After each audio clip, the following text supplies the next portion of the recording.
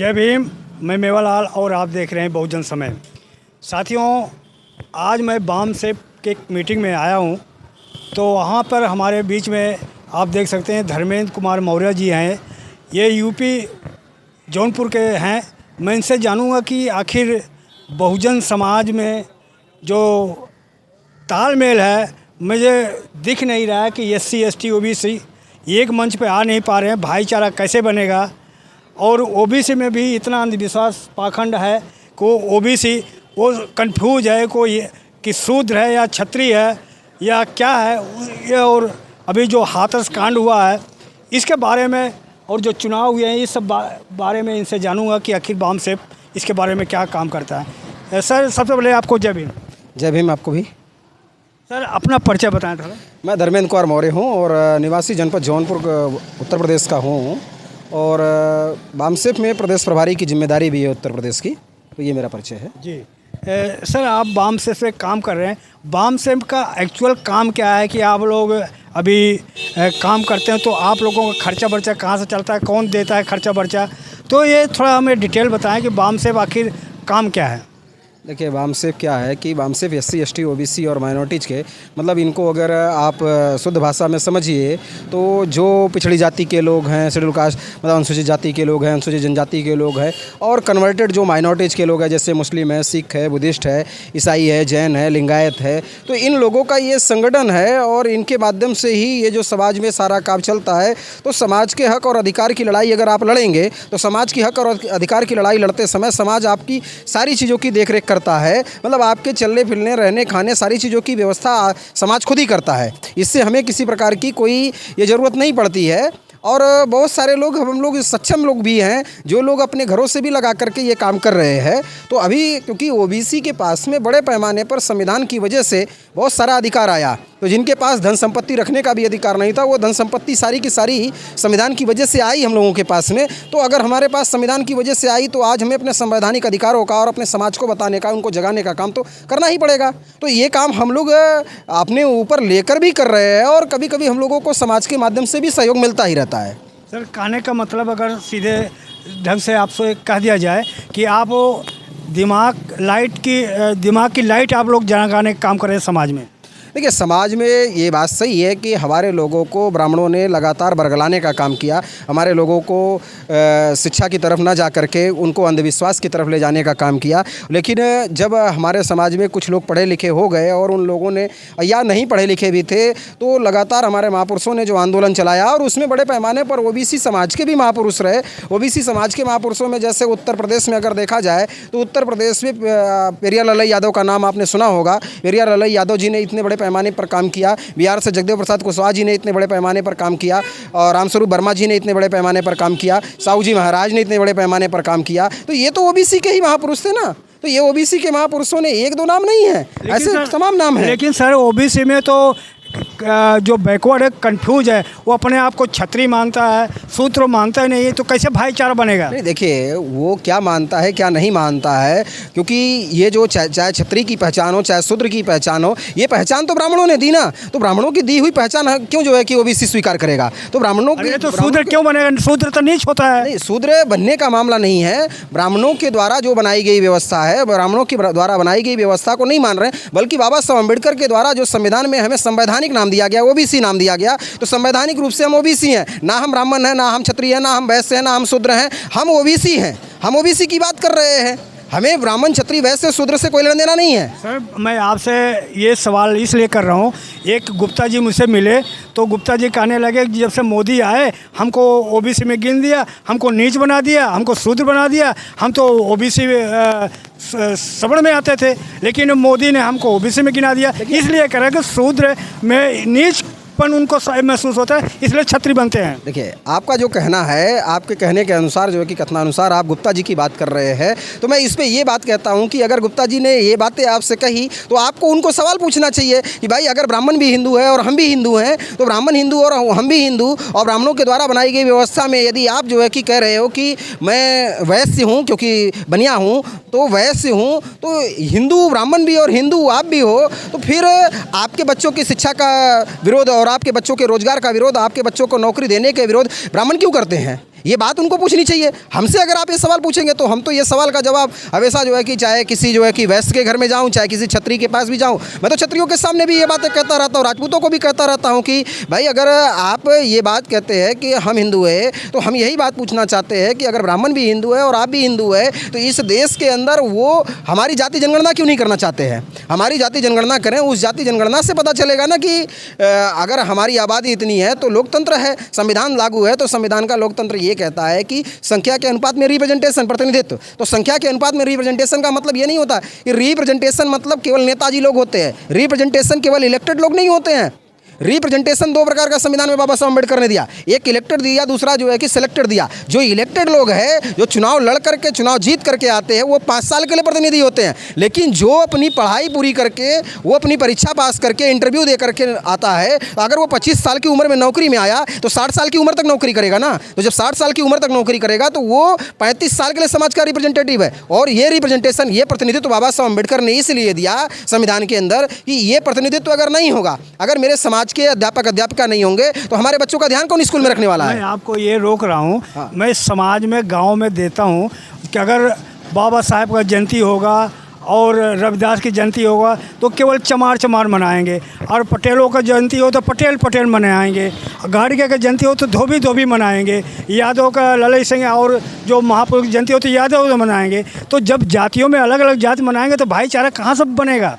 नहीं, देखिए, अभी जितनी भी हमारे महापुरुषों की जयंती है, क्योंकि हमारे महापुरुषों ने जो आंदोलन चलाया वो किसी एक जाति के लिए कोई आंदोलन नहीं चलाया, उन्होंने पूरे 85% मूल निवासी बहुजन समाज के लिए आंदोलन चलाया। तो इसलिए ये चाहे किसी भी महापुरुष की जयंती आए, वो जयंती के अवसर पर हम लोगों को अपने जो क्षेत्र है, जो हमारा एरिया है, जिस क्षेत्र में हम काम कर रहे हैं, और जितने बंटवारा कैसे बंद होगा? बंटवारे का जो काम है, ये बंटवारा तभी बंद होगा जब लोगों के अंदर इसके प्रति, जैसे किसी भी महापुरुष की जयंती आई, उस जयंती के अवसर पर हम अलग अलग समाज के, अलग अलग समुदाय के जो लोग हैं, कि जैसे बाबा साहब अम्बेडकर की जयंती है तो उसमें मौर्य जी को, कुशवाहा जी को, यादव जी को, गुप्ता जी को और चौरसिया जी को, पटेल जी को, ऐसे सभी समाज के लोगों को उसमें अतिथि के तौर पर बुलाया जाए। अगर उनको ये भी तो हो सकता है कि रविदास जयंती क्या है, बाबा साहब क्या है, यादव के यहाँ, पटेल के यहाँ हो, और पटेल का जयंती चमार के यहाँ हो, धोबी के यहाँ हो, ऐसा भी तो हो सकता है। ऐसा भी हो सकता है। इसलिए इसको अभी हम लोग पूरे देश भर में ये काम कर रहे हैं कि देश भर के हर गाँव में इसको मनाया जाए, और हर गाँव में ये मनाने के लिए पूरे गाँव के लोगों के साथ संपर्क करेंगे। और अभी तक में जो लोग, जैसे जिसकी जयंती आती थी उस महापुरुष के, तो उसी जाति के अंदर जा करके वो चंदा लेने का काम करते थे और उससे करते थे। लेकिन हम लोग ऐसा कर रहे हैं कि हम सभी समाज के अंदर जो 85% मूल निवासी बहुजन समाज के लोग हैं, उन सभी लोगों के घरों में जा करके और उनको निमंत्रण देते हैं। उनको कहते हैं कि ये जयंती आपका, आप जो है कि आपके महापुरुष का है, ये केवल किसी एक जाति के महापुरुष का नहीं है। आपके पास इसका क्या काउंटर हो? जब पंडित जी जाते हैं किसी पटेल के यहाँ तो उनको समझाते हैं कि देखो, तुम धोबी के यहाँ जाओगे तो तुम नीच बन जाओगे, चमार के यहाँ तो तुम नीच बन जाओगे, और मुसहर के यहाँ जाओ तो नीच बन जाओगे। तो उनको कैसे समझाते हो कि भाई हम सब एक खून के हैं, एक समाज के हैं, हम कैसे नीच ऊँच हैं? देखिए, अगर इस बात को कहेंगे कि ब्राह्मणों के द्वारा जो ऊंच और नीच की भेदभाव फैलाई गई, तो बाबा साहब अम्बेडकर ने संविधान में ये दिया कि ये आज से पहले जितनी भी कुरीतियाँ थी, वो सारी की सारी कुरीतियाँ जो है कि आज से निष्प्रभावी की जाती है। अगर इसे लागू करने का किसी ने भी काम किया तो उसे संवैधानिक रूप से दंड दिया जाएगा। तो इस प्रकार से अगर कोई भी ब्राह्मण जो है कि किसी के पास जा करके इस तरीके की बात करता है, तो उस ब्राह्मण के ऊपर कार्रवाई करनी चाहिए कि ये असंवैधानिक रूप से कर रहा है, ये समाज के अंदर जो है कि वैमनस्यता फैलाने का काम कर रहा है। तो इस प्रकार के जो लोग हैं उनके ऊपर उचित कार्रवाई करनी चाहिए। सर, आपके ऊपर भी तो लांछन लगते होंगे गांव में, अरे तुम जाके धोबी के यहाँ पानी पी लिया, तुमने चमार के यहाँ खाना खा लिया, आपके भी तो परिवार वाले लांछन लगाते होंगे? नहीं, हमारे परिवार के लोग इस प्रकार का कोई भी लांछन लगाने वाले नहीं हैं, क्योंकि हमारे परिवार के लोगों को हम लोग जिस समय शुरुआती दौर में विश्वविद्यालय में पढ़ते समय आए, तो हम लोगों ने अपने समाज को और अपने परिवार को सबसे पहले समझाया। जैसे मेरी मम्मी जो है कि अनपढ़ हैं, वो अनपढ़ हैं, लेकिन मेरे पिताजी ग्रेजुएट है, मेरे बड़े पिताजी जो है कि वो इंटर कॉलेज प्रवक्ता रहे, वो रिटायर हुए। तो ऐसे हम लोगों के घर में तो काफ़ी अच्छी सब कुछ रही। और इसके पहले हम लोगों ने अपनी मम्मी को सबसे पहले समझाया, और यहाँ तक के कि हम ऐसे कार्यक्रमों में मम्मी को खुद जो है कि शामिल कराए, और वो शामिल होने की वजह से उनको इन चीज़ों की बात हो गई। जो ठीक है कि हमारे जैसे जो पुरखे रहे, जैसे नाना जी हैं तो दादाजी रहे, तो नाना जी दादाजी ये लोग कहते थे, लेकिन नाना जी दादाजी को जब हम लोगों ने ये बातें समझाई कि उनको जब ये बातें कि नाना जी अच्छा बताइए कि अगर आपके घर में 5 बच्चे थे तो इन 5 बच्चों के लिए ब्राह्मण के घर में बच्चे पढ़ने के लिए जाते हैं, उनको अच्छी शिक्षा के उनके माँ बाप पढ़ाते हैं, तो फिर आप लोगों के बच्चों को शिक्षा क्यों नहीं मिली, क्या वजह थी? तो जब ये बातें उनको समझाते थे कि मतलब ब्राह्मणों के द्वारा ये बरगला करके आपको तीर्थ स्थानों की केवल जो है कि कराई जा रही है, कि परिक्रमा कराई जा रही है, आप किस दिन अपने बच्चों को पढ़ाएंगे? जब ये बातें हम लोग अपने समझाया अपने बुजुर्गों को, तो हमारे बुजुर्गों ने इस बात को समझा। पहले हमारे बुजुर्ग जैसे शेड्यूल कास्ट के लोग अगर हम लोगों के घर में आते थे तो उनको हमारे बर्तन में खाने की व्यवस्था जो है कि नहीं हो पाती थी, लेकिन हमने इस व्यवस्था को ख़त्म कराया और अपने नाना जी के सामने ही अपने निहाल में रह करके और अपने दोस्तों के साथ में रहकर, अपने कार्यकर्ताओं के साथ में ले करके उनको उस घर में प्रवेश कराया और उनके बर्तन में खा करके और इस प्रकार से उनको समझाने का काम किया। और लास्ट समय तक में नाना जी ने हमारी इस बात को पूरी तरीके से माना भी। तो ऐसा हमारे समाज के लोग अभी मान रहे हैं, क्योंकि हम भी जिस समय तक यूनिवर्सिटी में पढ़ने के लिए गए उस समय तक अपने समाज के बारे में कुछ भी नहीं जानते थे, अपने किसी महापुरुष के बारे में नहीं जानते थे। लेकिन बामसेब की एक बहुत बड़ी जो है कि ये है कि हमारे एक शेड्यूल कास्ट के ही सोनकर बिरादरी के कार्यकर्ता जो एक अधिकारी रहे, उन्होंने ही हमारे दोस्त के मामा, तो उनके घर में आना जाना रहता था, उन्होंने ही हमको बामसेब से परिचय कराया। और बामसेब को जब मैंने आदरणीय वामन मेश्राम साहब को पहली बार सुना तो सुनने के बाद ही हमने ये डिसाइड किया कि हमारे समाज को आज बहुत ज़्यादा ज़रूरत है, इसलिए हमने अपनी ज़िंदगी ही इस समाज के लिए लगाई है। जी, अभी अंधविश्वास पाखंड की बात थोड़ा सा आपने चर्चा किया, तो अभी जो हाथरस में कांड हुआ है वहाँ पर ज़्यादातर लोग ऐसे लोग आ रहा है कि उनका बच्चा बीमार होता था, उनका बच्चे को उनके पति को नौकरी नहीं मिलता था, उनके बीवी बीमार थी, वहाँ के जगह पानी पिया और तो जाके वो बीमारी दूर हो गई।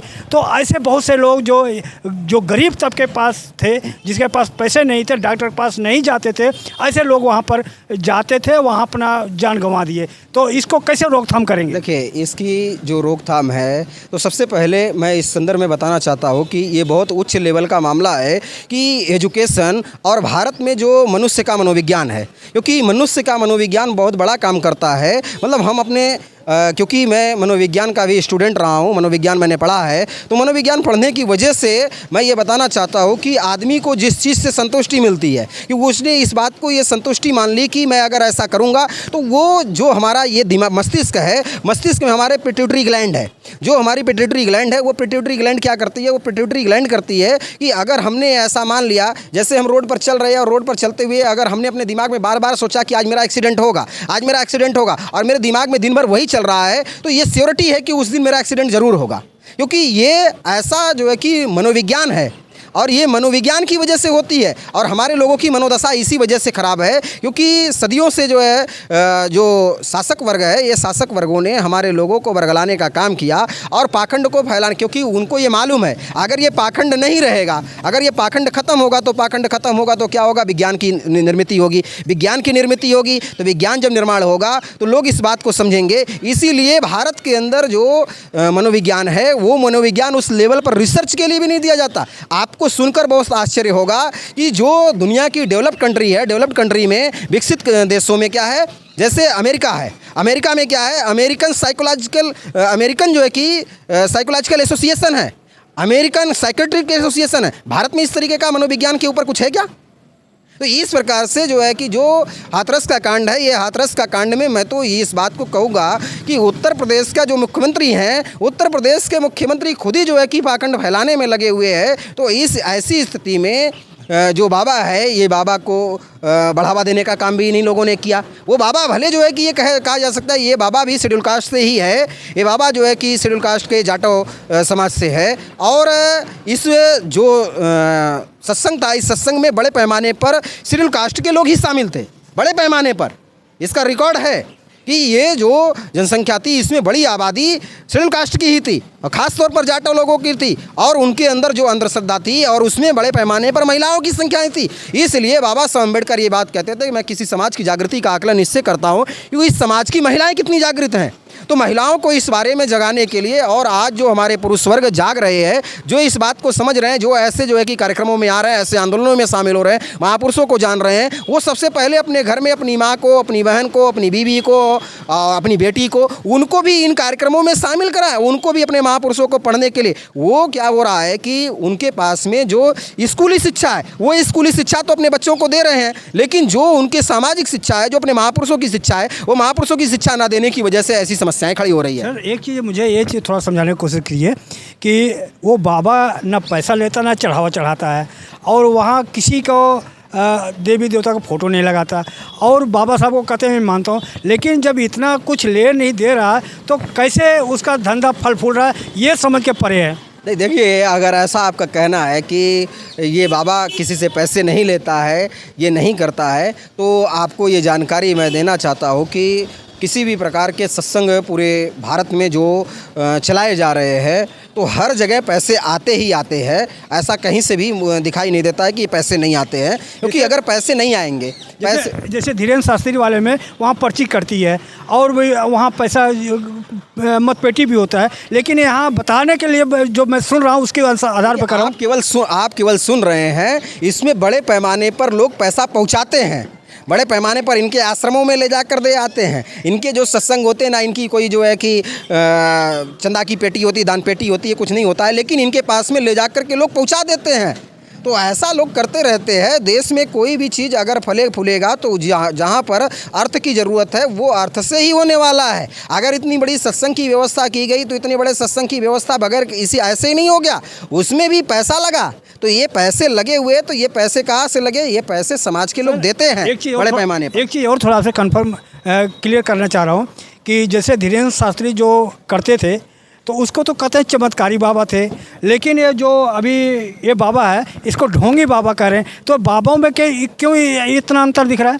देखिए, बाबा कोई भी हो, सारे के सारे ढोंगी हैं, कोई चमत्कारी नहीं है, कोई चमत्कार नहीं है, सारा का सारा ढोंग है, सारा का सारा अंधविश्वास है, कोई भी है। मेरी तरफ से तो यही जानकारी है। लेकिन ये जो मीडिया वाले हैं यहाँ पर पूरा दिन रात देख रहा हूँ, वहाँ पे जाके कवरिंग कर रहे हैं, लेकिन उसको करें इतना आलीशान बंगला है, आलीशान में रहता है, एसी में चलता है, लेकिन धीरेन्द्र शास्त्री को इस तरह के क्यों नहीं वहाँ चित्रा त्रिपाठी जाके करती? देखिए, इसका मेन रीज़न ये है, कि भाई ये जाटों से आकर के, शेड्यूल कास्ट से आकर के ये इतना बड़ा मतलब ये भी इस धंधे में आ रहा है, तो साथ बड़े पैमाने पर हमारे समाज के लोग भी, ओबीसी के लोग भी, शेड्यूल कास्ट के लोग भी इस तरीके की दिशा में जा रहे हैं। तो ये जाना भी पूरी तरीके से गलत है। इनको भी इस प्रकार से हमारे लोगों को समझने की ज़रूरत है कि कहीं भी किसी भी प्रकार का कोई भी बाबा और इस तरीके की चीज़ें हो तो ये सारा का सारा पाखंडा और ये असंवैधानिक है। संविधान क्या कहता है? संविधान कहता है कि लोगों को एजुकेशन ज़्यादा से ज़्यादा दिया जाए, लोगों के अंदर से अंधश्रद्धा को ख़त्म किया जाए, अंधविश्वास को ख़त्म किया जाए, पाखंड को ख़त्म किया जाए, ये हमारा संविधान कहता है। तो फिर इसको बढ़ावा देने के लिए कोई भी हो, इवन जो है कि अगर हमारे घर से भी कोई हो तो मैं उसका भी समर्थन करने वाला नहीं हूँ। अगर आपको लगता है कि हमारा काम बहुजन समाज के लिए महत्वपूर्ण है, तो आप हमें आर्थिक सहयोग के लिए सीन दिखाए गए QR कोड स्कैन और फोन पे और गूगल पे और UPI और बैंक अकाउंट में कर सकते हैं। फोन पे, गूगल पे 9250529129, UPI 9250529129@YBL। Bank account state bank of India AC 104299462008, IFSC code SBIN 00066563। आपका छोटा से छोटा सहयोग समाज और हमें और मजबूत करेगा, जिससे हमें बहुजन पत्रकारिता में और निष्पक्ष बनाने में मजबूत करेगा। जय भीम, जय भारत।